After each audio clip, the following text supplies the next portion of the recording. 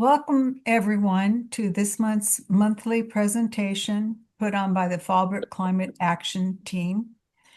And for those of you who are not familiar with us, we put on monthly presentations related to ways to mitigate climate change, new technologies, ways to reduce your climate footprint, and ways that climate change affects people and all living things on the earth. Tonight's presenter is Jack Bebee, who will talk about water issues and management in these times of drought and the future of our water. Jack is the general manager of the Fallbrook Public Utility District, and he has 25 years experience in all aspects of water and waste management infrastructure. He holds a number of degrees, a BS in engineering, a master's in civil, an MBA, and holds a California civil engineering license. A side note, our presenter next month will be Dan Noble, who will talk about managing our bioresources regeneratively, which is the key way we are cooling the planet. Just a note, the presentation should take 20-25 minutes, and afterwards, there will be a question and answer period. And during the presentation, your computers will be put on mute. So Jack, take it away. All right, appreciate it. Thank you, Deanna, and thank you all for being here and listening to me talk about water. A lot of times people will ask me, knowing that I work in the water industry, something about water. And I always ask them, do you really want to know before I go? And then when they say yes, then I start to explain it to them. And a lot of them kind of fade out after the first couple minutes because it is complicated. So a lot of people, are looking for sort of a simple answer on these things, and it is sort of complicated. So I'm going to talk a little bit starting from a Fallbrook Public Utility District perspective, just a little bit about Fallbrook Public Utility District, just so everyone kind of squares in on what we do. Then I'm going to take a bit of a broader picture about water supplies in terms of, the Southwest and where our water comes to, which feeds down to us. And then also talk about, sort of the supplies Fallbrook Public Utility District has. And then just a little bit of, key drivers for what's gonna happen in the future. I don't have any insider information on, how the Colorado River dispute is going to get resolved. I don't know.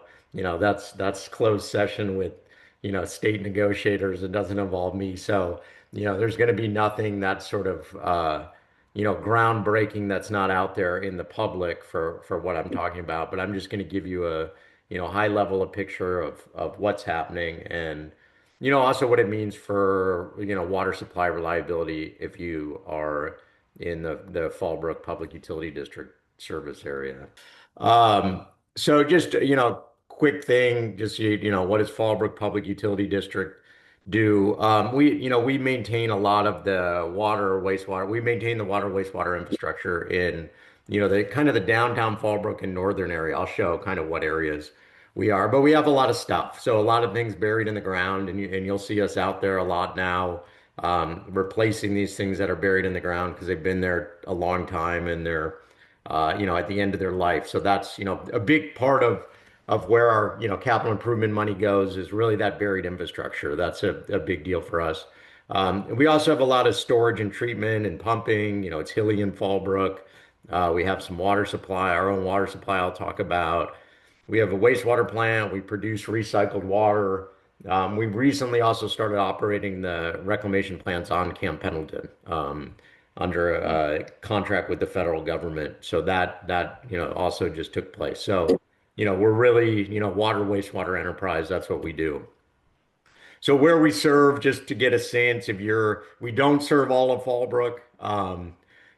Why is that? Well, when people first got to Fallbrook, the first thing they needed was water, right? So one of the first things they needed. So in the West, there's a bunch of water districts. In the East, you have townships and cities because people got together, and the first thing they needed was some sort of governance.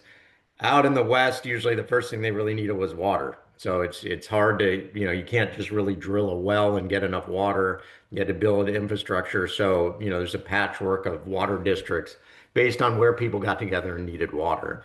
So, our service area is kind of this, downtown Fallbrook and up into Duluth. Rainbow service area is around us. A lot of what I talk about, except for the local supply aspect that Fallbrook has, is germane to both, Fallbrook and Rainbow ratepayers. So people that are living in Fallbrook. And now, as I said, we're also operating two facilities on Camp Pendleton. So, those are at the south and north end of the base. So just some unique things, what makes us a little bit, different than some others. And again, after I get through this, I'll talk broader about water. Um, is that we're a very old water district, 1922. So we just had a 100-year anniversary. And originally all the water came from the Santa Margarita and San Luis Rey River. So even though, that was outside of the area we served, there was infrastructure to pump and pipe that water all the way to Fallbrook. So it came basically two pumps that sat in the rivers and in some wells in the San Luis Rey that brought that water to Fallbrook. We also were part of one of the oldest water rights disputes in the United States. So if anyone hasn't seen it, if Google the Fallbrook story, which is narrated by Cecil B. DeMille, and it's some dispute if it was directed by Frank Capra, if he was just kind of involved. But if you look it up, it is a kind of interesting short video. But that was, a water rights dispute I'll talk a little bit about between Fallbrook and the federal government, and it was about water. That was really about making sure there's enough water. We finally resolved that. So that was just, recently that settlement got resolved and entered into the court and went through Department of Defense and Department of Justice. And right now we're getting about half our water from the groundwater basin on Camp Pendleton that they deliver to us as part of that settlement. Some of that money that we pay them, we hold on their behalf and we use to help kind of provide support services really for their infrastructure on base, their water, wastewater infrastructure. And as I said, we also, have this intergovernmental services agreement with them to operate the two of their reclamation plants. The other thing that's a little unique for a water district is we do also have the community benefit program. It was requested by members of the public. The board adopted it. You know as well as anyone, a lot of Fallbrook is maintained by volunteers. You know, maintaining the trees and medians, and it's harder and harder to find people to do that. So that's part of what this was to help to make sure those services continued. And then we did change wholesale water providers. This was a big deal a couple of years ago. If people had to vote on it, it was in the water world. It was a very public thing, and I'll talk a little bit about what that means from a water supply perspective. But really, primarily was making sure we weren't paying for things we didn't benefit from, and keeping control over the cost of water. So a little bit of, I'm going to get into the weeds here of where our water comes from. This is usually where people that are just casually wondering start to lose interest. But I'm going to get into some of the details here. So these are not slides I created. So this is from a Standard and Poor's presentation, which I thought gave a good sense of, it was a pretty good overview of the Colorado River system, which is in the news now, right? So right now there is a major drought happening within the Colorado River basin. And so the Colorado River, what they call the law of the river, is very old rules that were established. It was established on sort of some very optimistic assumptions about how much water was there, and that was, prior to what we're seeing now, which is, drier conditions, prolonged drier conditions, less water, less snowpack. Even when there was a okay snowpack, less of that snow actually getting into the river because a lot of it, the ground was so dry, it was getting absorbed. So what does it mean? It just means the framework they set, which was based on 15, this MAF is million acre feet. So annually they sort of assumed, all right, there's 15 million acre feet. Half of that went to the upper basin area, so that kind of dark red. Half of it then was allocated to the lower basin, and that was the plan, that it got allocated. The upper basin was essentially required to make sure that at least, the 7.5 made it to the lower basin. And then there's priorities within the lower basin of who supposedly gets cut first, and whose priority is first.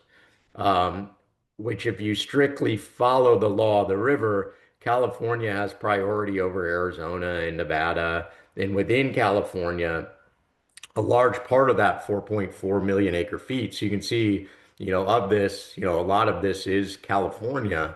A lot of that is actually Imperial Irrigation District, and they have the highest priority because they got there first, right? So it's a very complex system.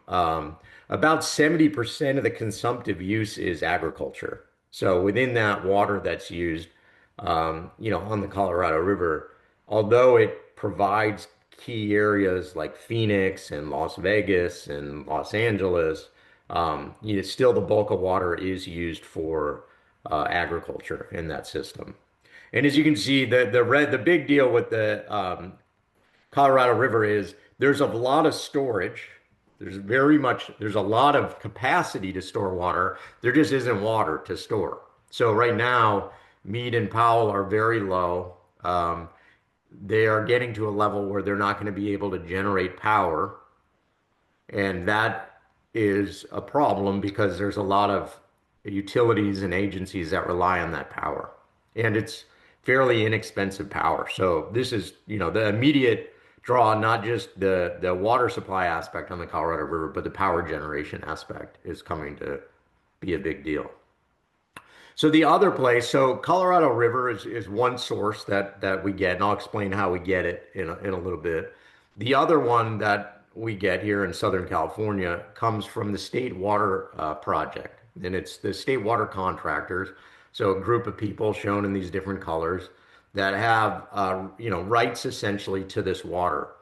Um, about half of the allocation goes to Metropolitan Water District, and that's how we get the water through Metropolitan. So, big system, a lot of infrastructure, provides, fair amount. In a good year, it's about 2 million acre feet of water. It varies based on how much rain there gets in a given year, but it's a significant supply of water into Southern California that comes from State Water Project. And that's snow in the Sierras, storage. And one of the challenges with the State Water Project is, unlike the Colorado River system, is it doesn't have as much storage capacity. So you have water right now. Generally, you're seeing more water in this system, but in some times you don't have anywhere to store it. So in some ways, just the storage ended up in the wrong place. In some cases, we have more than we need on one side, which doesn't have the supply, and not enough on the other, which does. And just some, some of this is a little bit dated, but it has been what we tend to see on the State Water Project lately is the rainfall amount hasn't actually been historically low. So we've been getting more kind of average rainfall events, or even some cases above average. The snowpack has been lower largely, and sometimes it's melting sooner. Other times it's falling as rain and not as snow. But you're seeing there is water. It's just coming at different times, or it's coming at all at once, and there's not the storage to capture it. So that is one of the trends you're seeing, on the State Water Project side. And of those project contractors, it doesn't have the same sort of priority setup as the Colorado River system. They allocate. So they say, hey, in this year, you get 10% of your, sort of your rights. It's up to 30% for this year right now, and it may go up more depending. There's a kind of a later season event here recently. So they decide every year, all right, how much of this can we deliver? How much do we need to, put in the system to main environmental, issues and other things? And that gets decided every year, but it gets divided among everyone. So it doesn't have sort of this similar kind of law of the river that the Colorado River system does. So we have Colorado River, we have state project water. that water essentially gets moved from Northern California into Metropolitan Water District. So Metropolitan is the entity that's basically responsible for bringing this water to us, and they have that infrastructure in a lot of cases to move that water, from some point down to us, down in San Diego. And then from the Colorado River, there's an aqueduct, and shown kind of the bottom picture, that goes all the way over to the Colorado River and brings that water to us. And the Northern California brings it down. So part of the reason water gets more expensive in Southern California compared to, say, Imperial Irrigation District, that's over by the Colorado River, or even some spots in Arizona and Nevada that are right next to the river, is you've got to transport it, right? So you, on top of just the cost to get it, you've got to move it all the way over to Southern California. You've got all that infrastructure you've got to maintain and pay for that water. And then Met's got to maintain all the systems to basically deliver that from where they get it up in kind of the eastern part of their system and deliver that down to us in San Diego. So this is just Metropolitan's made up of different members. Again, it's kind of a patchwork based on when things got formed in time. So you know, uh, Santa Monica, was a early city. It became part of Metropolitan early, so it's still a member of Metropolitan, but it's just sort of a patchwork based on history. While all of San Diego County, except us now because we're in this little patch up here, is it was represented by the San Diego County Water Authority. So you have, members of different size, and that's just kind of how this thing formed over time. We switched recently, and I'll talk a little bit more about it. We're this little boot here right now from the Water Authority to Eastern, and it was largely because when we were part of the water authority, we had to pay for all this infrastructure south of us, essentially to maintain it that we didn't really need. And so this switch was really bringing us closer to the supply point. It is, the closer you are, the less infrastructure you maintain, the lower cost. So our perspective was, we're paying for stuff we shouldn't, and essentially subsidizing others south of us, and we don't need any of that infrastructure. We can get it directly from Metropolitan. Eastern essentially just acts as a administrative. We can't be you can't create a new member agency. So instead of being our own, we just needed Eastern essentially to send us the kind of the bill and be our representative in Metropolitan. So for us, bringing this down to us in Fallbrook, like I talked about, you've got, the water coming from Northern California, California Aqueduct coming down to us. Los Angeles Aqueduct just feeds LADWP, so that's, Eastern Sierras, that's water just that LA gets.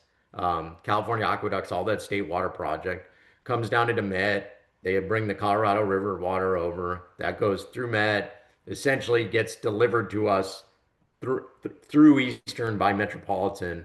And then we also have local groundwater. So that water rights settlement I talked about with the federal government, the amount we get every year is based on rainfall the year ahead before. So, kind of the amount of water, similar to sort of the state water project contractor system. Basically, we get an allocation based on how much water is in the river, and that's part of this settlement agreement. And it's been the last couple of years, it's been 50% or more. It won't always be, sometimes it'll be less, but it's been about half our water over the last couple of years. The good thing for us with this setup is, the good thing for Southern California in general is you have some diversification because a drought in the Colorado River Basin isn't always a drought in Northern California. So you have some years like now, Colorado's looking pretty rough, and it may be rough for a while. The State Water Project has kind of been holding together. They've been getting more, rainfall. For us, we also have the local hydrology. So, a lot of times when the Sierras are in a low rainfall condition or we get into a drought in the State Water Project, it's actually because the weather sweeps south. And so you're getting rain down here instead of snow up there. And so this really kind of allows us to have multiple sort of different hydraulic conditions, and we're not really dependent on one. So there's some benefits there. And for us, it's really the local water is, rain, snow, it's rain. We're not getting snow down here. So that, that is a benefit that it's really just based on water that comes in. So like I said, the other thing that's kind of unique to a Fallbrook situation, Fallbrook Public Utility District, is really this Santa Margarita conjunctive use project, our local groundwater. And then again, that was what happened in the 50s. The federal government essentially, they marched Marines up to Camp Pendleton. They acquired that, which was a ranch, and they acquired it because of the water supply. So that's why Camp Pendleton was located there because they said, "Hey, we've got this Santa Margarita River that." Came into essentially the underground aquifer or could get diverted into an aquifer and then be pumped out of the ground and meet the needs. Still, Pendleton gets almost all their water out of the Santa Margarita River. So they have sort of this local water supply security, which was why they built it there. But the federal government, when they first came, they essentially said, "Hey, you in Fallbrook, you have this, pump in the river, and people even just with groundwater wells, they said, hey, this water is all ours. Any water that could end up on base is the federal government's, and our federal water rights basically trump everything else. That there's this, primacy of federal water rights, and it sort of set the stage for this. And they won originally and said, yeah, all right, that's it. And that would have essentially sort of depopulated Fallbrook. They wouldn't have had any water. Back then, we were really relying on local water. Um, Fallbrook appealed it and ultimately won, and they said, "Hey, you've got to divide this up. That the federal water rights don't supersede all state water rights that Fallbrook had." And it took a long time. So from 50, it wasn't until 2017 that we finally got this agreement signed that had to go through, Pentagon and Department of Defense and Department of Justice, as you can imagine, not a quick process. And then we just started getting water back in 2022. And how does that project work? Essentially, it rains. Um, it rains on base and rains up in Fallbrook and rains up in Temecula. That water goes down the river. So if you've ever hiked through the park, the Santa Margarita Preserve, that water in the river is flowing down onto base. That water ultimately gets recharged in a groundwater basin, what you call conjunctive use is essentially the idea of diverting surface water into groundwater aquifers. So instead of building a dam, you store it underground. And then that water gets pumped out from Camp Pendleton. We treat it. We have some treatment facilities, and then it gets delivered and used up in Fallbrook. Originally, this project was supposed to be a dam. So that Santa Margarita River property, if you ever look at the shape of it, it's kind of an odd property. It was the area largely that was going to be flooded by a dam.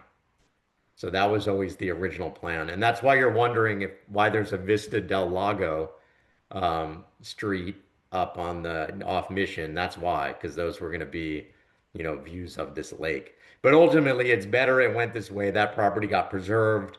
It would have been a terrible reservoir to manage because of the lashiness of the system. And so overall, it's fortunate that project never came to fruition.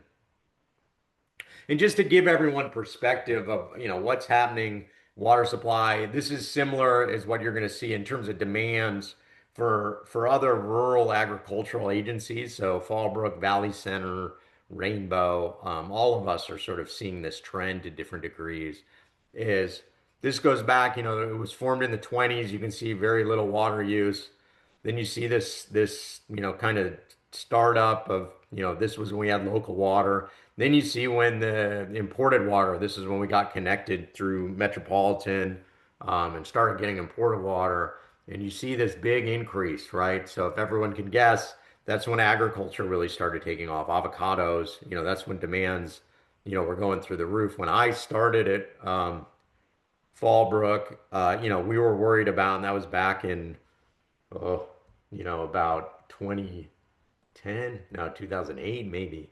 We were worried about having enough capacity, right? Do we have enough storage? Do we have enough ability to meet all these demands on the system. We're worried about meeting peak summer days, and then you can see, a pretty steep decline of demand. And so we're back now, and a lot of this is largely agriculture. So you saw steep decline, water costs, or a lot of it because of this sort of concern about water supplies. There was a lot of investments made. All right, we need to invest in new water supplies and do some other things based on sort of this projection that these demands were going to continue in the same trajectory, um, which caused some cost increases. And then, there was some shortage and drought that happened in this period where people had to cut back. And it sort of cycled in on itself where you had costs going up, which drove down demand. And so you see we're all the way back down now to about where we were in the 50s, right? And interestingly enough, we also have local supplies again. So we're kind of back to um, where we were. This is a combination of not just ag, but also the residential per capita water use has dropped significantly. A lot of that has to do with, if you had an acre of lawn, that's gotten to be pretty expensive to maintain. So people have gone, more drought tolerant and other things. So you're seeing a combination of conservation, and other things. But from a water supply perspective, we're in a pretty good position in terms of we're well below, people may have heard of the conservation as a way of life regulations the state passed, essentially setting water use targets for agencies. And people may have heard rumors like I'm not going to be able to do my laundry, or you're only going to be allowed this much water indoors. The reality for us in Fallbrook Public Utility District is because we're water efficient in terms of outdoor irrigation, we're well below the targets set by the state already. So we're in good shape. We basically tell people, we really don't need to worry about those. Some areas do, there's some more affluent, Rancho Santa Fe and others where people have 6 acres of grass that they're watering, where they're a little tighter on meeting their targets. So we're well below, and we don't it's not going to be monitored per household. It's as a district, and we don't know how much water someone uses indoors or outdoors. So really, what I tell people is we're in good shape. That isn't from a state perspective. We should not be targeted because of our water use. That we're actually in a very efficient place. So given that, what's going to be the future of, what are the big water supply issues that are sitting out there in the future, and the big drivers? We talked about the investments that have been made that affected rates. There's still some big ones out there. So cost of water is really, it's going to be a challenge. That imported water we're buying is going to go up. I think, Met was projecting 9% annually. So that piece of water we're buying through the imported water system, they're projecting about a 9% annual increase. And that doesn't necessarily include everything they might have to do. So there's just still a lot of investment in this infrastructure that's sitting out there. So one of the things you may have heard about is California water fix, the Bay Delta, that what was called the twin tunnels. It's now one tunnel that's moving through. And essentially, this project is fixing a sort of a fundamental. There's a few fundamental issues with the water fix. One is right now the diversion is pretty close to the estuary, so it causes a bunch of environmental issues when you turn on these pumps and you're pulling, fish in from the estuary. So it creates some challenges how it was built. There's also some concerns about seawater intrusion and issues if there was an earthquake, you could lose the system. So like anything, Fallbrook's old, it needs maintenance. This system not only needs some maintenance, but there's some revisions that need to make it so you can really capture that water when it's available. So really this system is about making sure that you've got the environmental flows you need, but also when you have these bigger, wetter events, you're able to move that water off and get it, into storage or deliver it. People ask a lot of times too, like, all right, why don't we just, you might see it in the news now, like Utah's saying, well, we'll build a desal plant in California, and maybe someday we'll just build desal plants, and be pumping water from west to east. Carlsbad, that's kind of the one that got built in California. That water costs about 3 times the metropolitan water. And so the reason that doesn't make sense is if we tripled everyone's water rates, they would use a lot less water, and all the agriculture we serve would go away. So there's going to be a there's kind of a cost pressure, supply need versus cost, reliability versus impact on agriculture that comes into play, and our uses, if you got to the point where you didn't have enough water to serve urban uses, so LA was going to run out of money for urban uses, then things like desal maybe make more sense. But there's a lot of ag demand that doesn't survive when costs get too expensive. And so that's part of the push and pull that happens with these things. The other thing you might have heard about the thing in California is a lot of our wastewater ends up in the ocean. So even Fallbrook, we're recycling about half now of our wastewater that gets produced gets reused in Fallbrook nurseries and some other things, but about half of it doesn't right now because we can't find users for those supplies, and getting it to them becomes prohibitively expensive for those that could use it. So, with some of what you're seeing, it's happening. City of San Diego is building a project, Pure Water San Diego is under construction. It's going to go into service in about the next year or so. There's also one in East County that's being built. And these are projects that take wastewater, treat it to a high level, and then put it back into a reservoir. It goes back to your water treatment plant. Well, Metropolitan's looking at doing a fairly large project, within their service area, which is expected to add, another 2 to 3% on the rate impact. So what are going to be the big questions for future water availability? What is the magic eight ball on this? The Colorado River Basin, I think, is everyone has to acknowledge is a long-term concern that they're going to have to something's going to have to give, and it may end up being decided in the Supreme Court. It's the parties are pretty far apart.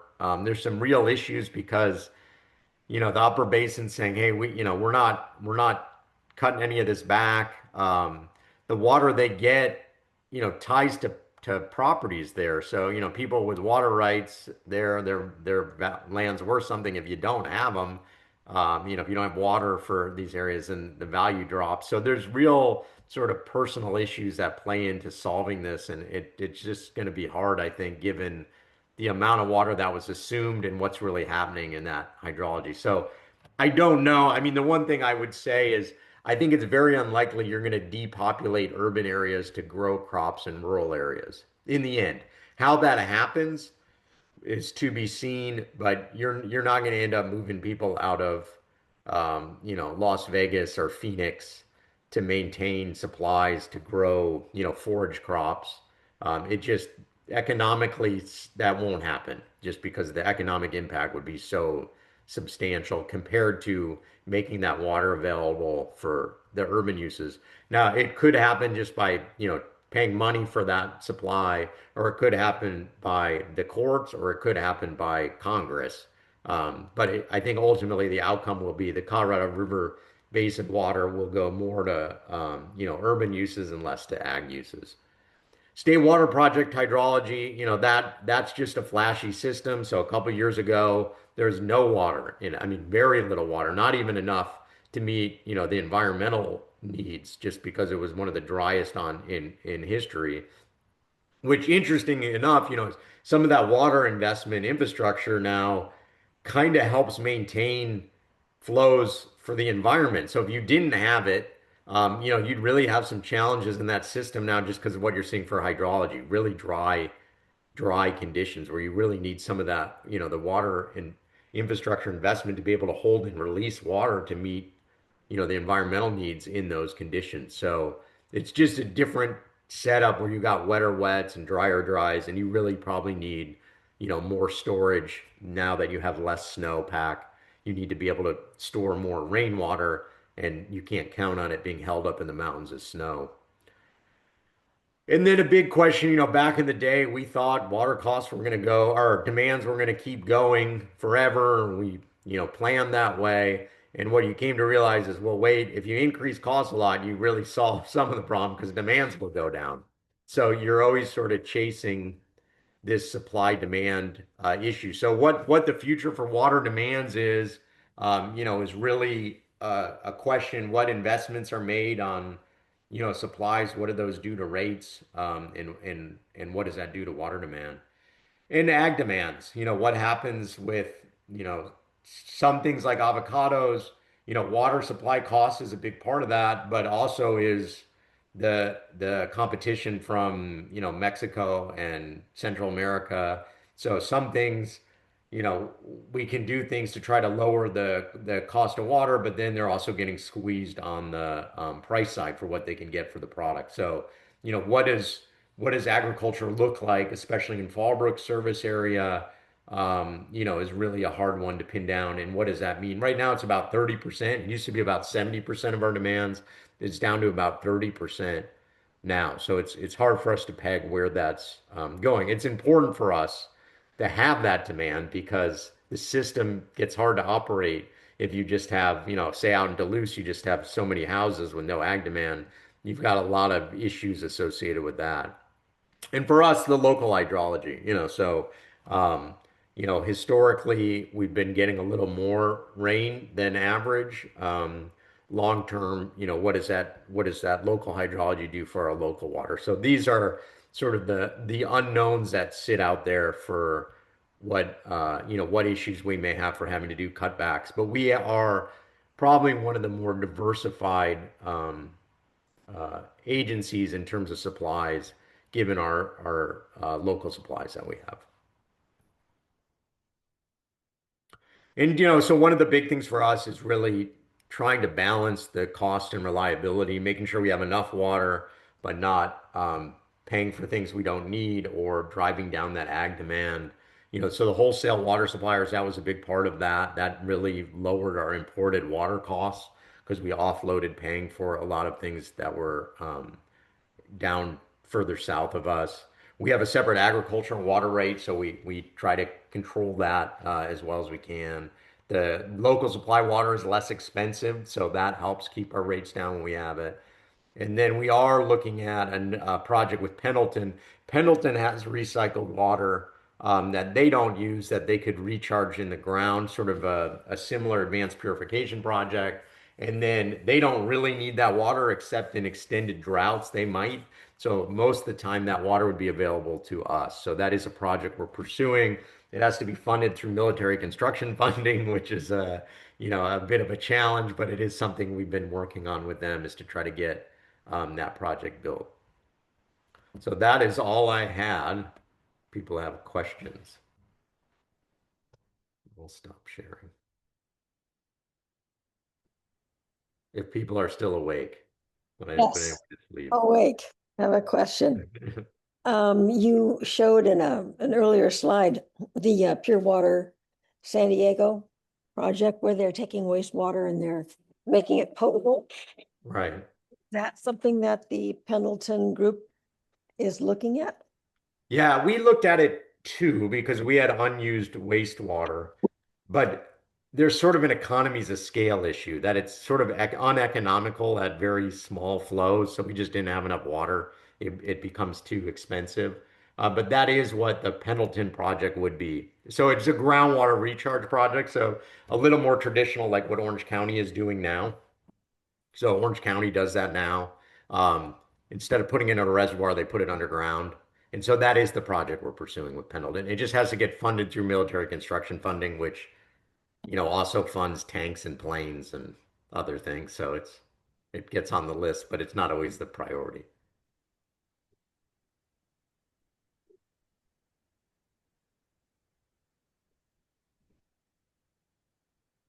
I'll ask my question. Since the San Diego Water District has now made a deal with the Eastern Water District to be able to sell its water to Eastern, Do we have to pay how for is it that again? affecting what we're gaining by not getting our water through San Diego? Yeah, so essentially our relationship with Eastern is such that They're also a retail agency, so they're buying that water for their retail customers. If we wanted to, we could buy that water separately under an agreement with them. But if we don't want it, we don't have to pay for it.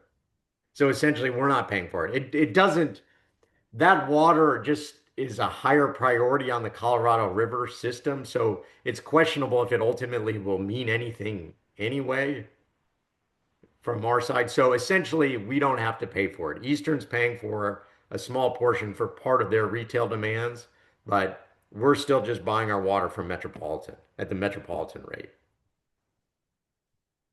if that makes sense. Do you want me to call on the people or Deanna or? Yes, please go ahead, Jack. Okay, I'll do Mark. So I was recently reviewing the master plan from 2020, and particularly because I was looking at your solar system. And it says in there that because there aren't any grants available anymore, like the one that you used to set up the original solar system, that it wouldn't be a good idea to expand the solar system. But it did say something about possibly following up with battery backup. And I haven't seen anything about what you might be doing with that.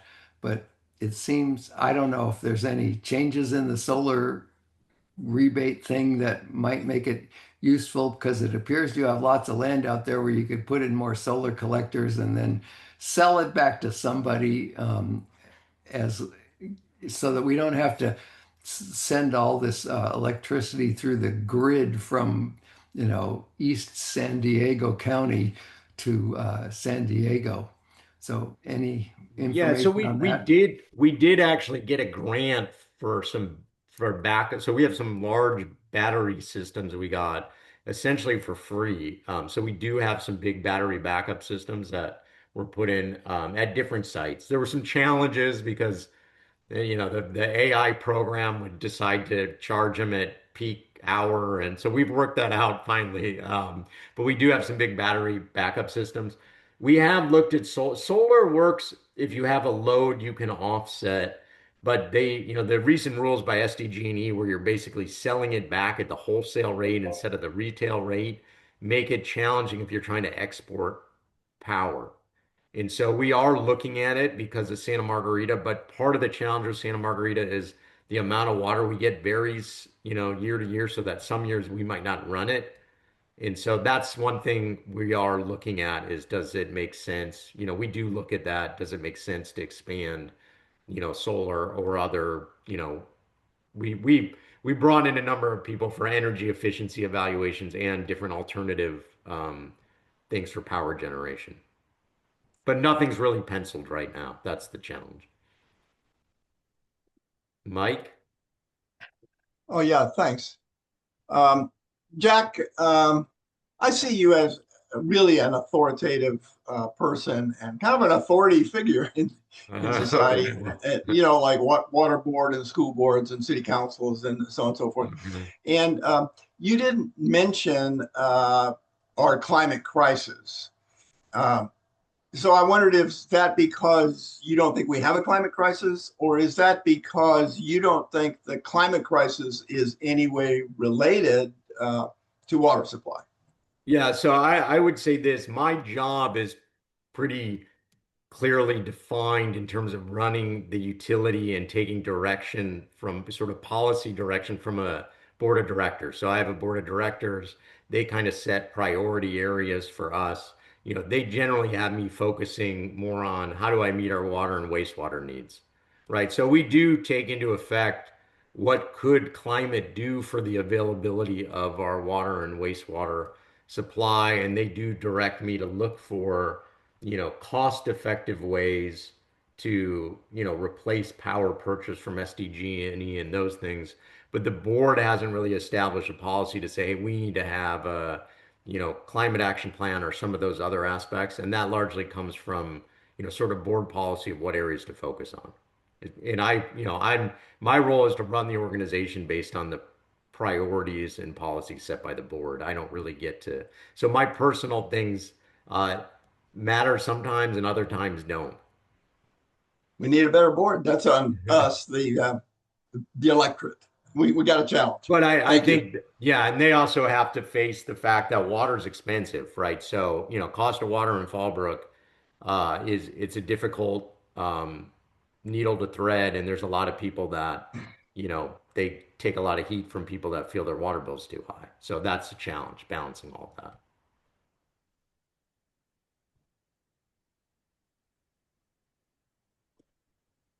Is there anyone? Oh, Cynthia Cynthia. has a question. Oh, yeah, I do. It's hard to look at any of the diagrams and not notice that we're at the very bottom end of the straw. And that if any of the contracts, up the line from us start getting tricky, we could end up being impacted. And we have a contract with the water district to the north, and they've got contracts with the State Water Project. The State Water Project has contracts with the Central Valley Project. So ultimately, where do we end up if they decide they need all that water and they can't sell it to us anymore? Who? You mean Metropolitan? Yeah. Well, I mean, there's established protocols for allocation. So there, like we said, all of these agencies are members of Metropolitan. So there isn't a system where Metropolitan can go, all right, we're gonna just give all our water to LA. LA is 20% of the board at Metropolitan. They don't control the Metropolitan board. So there's policies already in place that say, hey, in an allocation, it's sort of spread among all the members, right? That so you might see a cut 15, 20%. Everyone's taking the same cut. That's how the system's established. That's how that board set that up. There's no member that has enough power to sort of override the others there because it's spread out among all those different members. The water authority, that was a bit of a challenge because the city of San Diego is 45% of the vote, right? So in that system, theoretically, they could go, all right, we're gonna cut everyone more than us. Um, but if you do that, then it creates, you see sort of with us leaving the water authority sort of showed if you create inequitable systems in these partnerships, people have other options. And so if something like that happened, then you would see a fracturing of metropolitan and it would become a very everyone would be trying to create their own contracts. It would be a very fractured setup. But the rules and the power dynamics are such that that's pretty unlikely. Okay, except in extremely, extremely dire circumstances. Right. And like I said, the thing to remember is even in the state water project water, and not that it's a solution, but even half of that water is going to agriculture. And so, there is a dollar amount that of money transfer where you would go, all right, we're going to just pay people to fallow or not do things because we need to be able to meet our indoor water demand. In the end, the priority to meet indoor water demand is going to drive solutions. Mm-hmm. Looks like Joy has a question. You're muted, Joy. Joy, Wait a minute. I have There a you question about data centers.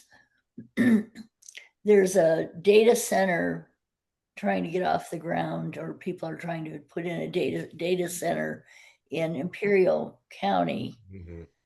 And I'm just wondering what you know about that, if you know about the water issues in regards to that data center. I know that there are different ways that you can build a data center.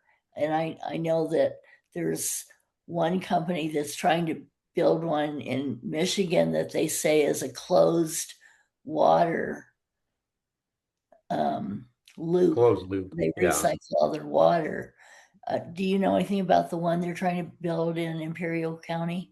I don't know much besides what I heard in the news. I sit on some sort of national organizations. Data centers are a big concern for water use, right? Different systems, even the closed loop systems. It is sort of an issue, that the industry is concerned about, making sure that, people are looking and making sure there's enough water to meet the needs of these.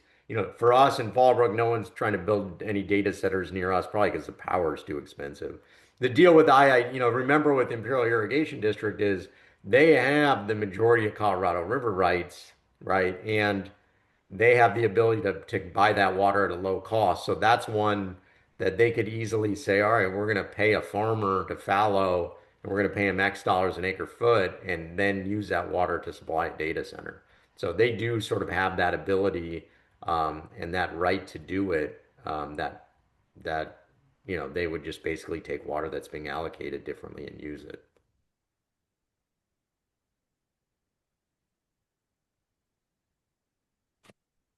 Is there anyone else, or I have one question, uh, just a curiosity question. When we drive out on Highway 76, we cross the Metropolitan Water District pipeline. There's a sign there for that. Is is that dry right now? The pipeline? No, there's always water. So the metropolitan aqueducts run kind of over by, Red Mountain Reservoir. There's the ones that run down there, and then they head south and they transition to the water authority's aqueducts somewhere around 76. But there's always water moving down that. So that's how we get treated and untreated water. That's how we get our water through Metropolitan is through those lines. But they're pipelines. They're not open aqueducts. They're No, pipelines. I understand it's a pipeline. That was just, Yeah. Yeah. So there's almost always some water moving through those unless they're shut down for service or something like that. Yeah, I had a question about aqueducts. You mentioned that the water that flows to Camp Pendleton goes underground. So is that a natural aqueduct or is it pipes and then how does the water get to the rest of us? Yeah, so the way it works is that it flows down the river naturally. So the water's flowing down the river naturally.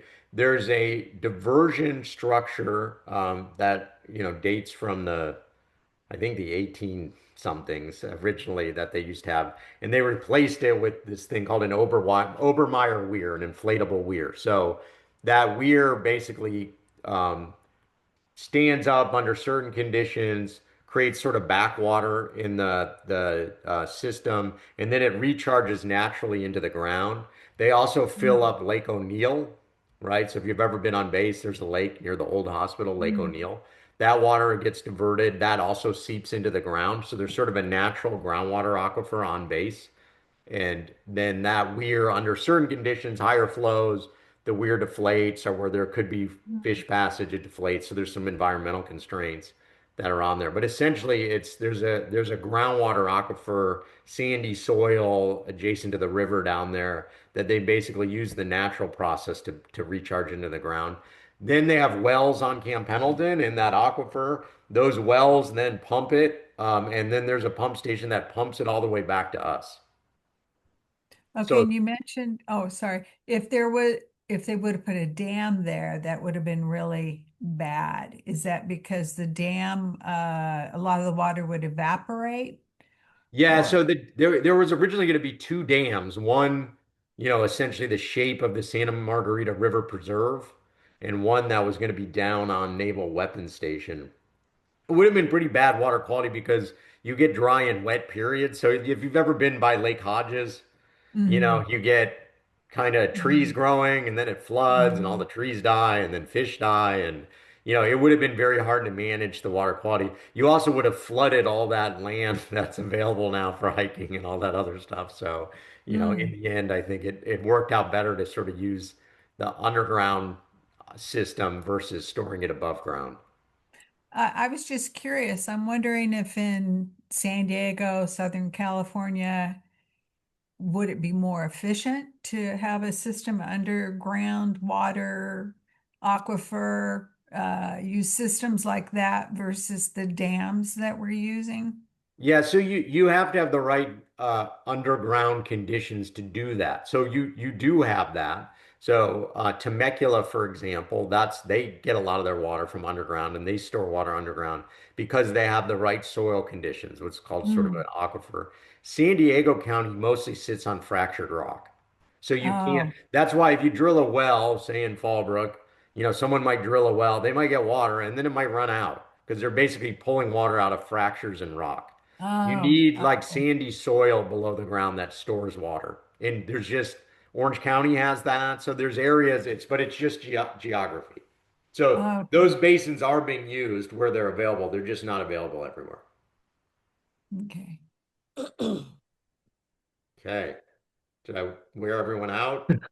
Yeah, we're We have getting time for close one to more the time. question. Mike Oh, has a question. Mike Last there? question, Oh, Mike. yeah.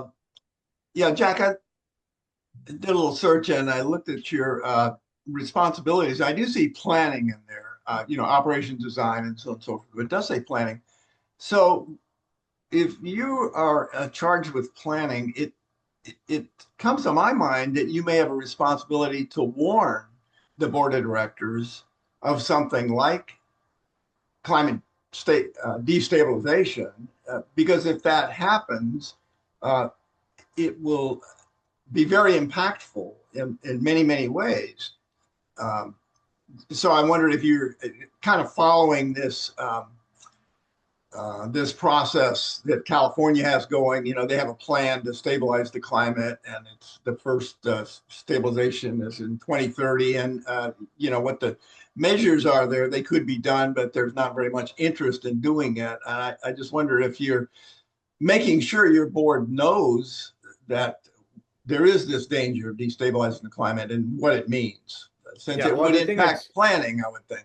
Yeah, the thing I would say, Mike, is we get, the things that get set by the state as requirements get pushed down to us. We're a special district of the state of California. So we do get certain regulations based on state priorities for climate, EVs, for example. So, we had we basically just got a grant for charging infrastructure and are replacing some of the fleet with electric vehicles. So some of the trucks we have. So you'll see those came through as requirements from the state that passed down tied to their climate action. So those things that do come to us do get passed down to the board. The other thing I'd remind people is, our board meetings are once a month. They're public meetings. People are welcome to come and identify things think are concerns or should be priorities. Mark shows up. We got Mark there sometimes. So that's always an option. That's available. They represent you as they're elected by you. So you can always come to the meetings and express things you think as a district we should be doing that we're not. Okay. All right. I don't know how to put my hand up, so I'm just going to put it up. I just want to thank you very much. This has really been a lot of good information, presented very logically and kind of reassuring to me. Thank you. Yeah, appreciate it. Yeah, and if anyone ever has questions, you can get a hold of me. My email is jackb@fpud.com, or just call the office and ask to speak to me. I'm always happy to answer questions or deal with issues. I think I did go a little long on the presentation, apologize, but if anyone has questions, feel free to reach out. Jack, That's that's a good okay. You had a message. lot of good information. We really appreciate you. Yeah, you really helped us see how fluid these water issues are. Mm-hmm. It's complicated. There's It no easy is. answer. Nice choice of Fluid, words. yeah. As the movie says. Okay, I guess that's the end. And thank you all for joining us tonight, and Jack, and we'll see you next month. All right, thank you. Okay, bye-bye. Bye-bye.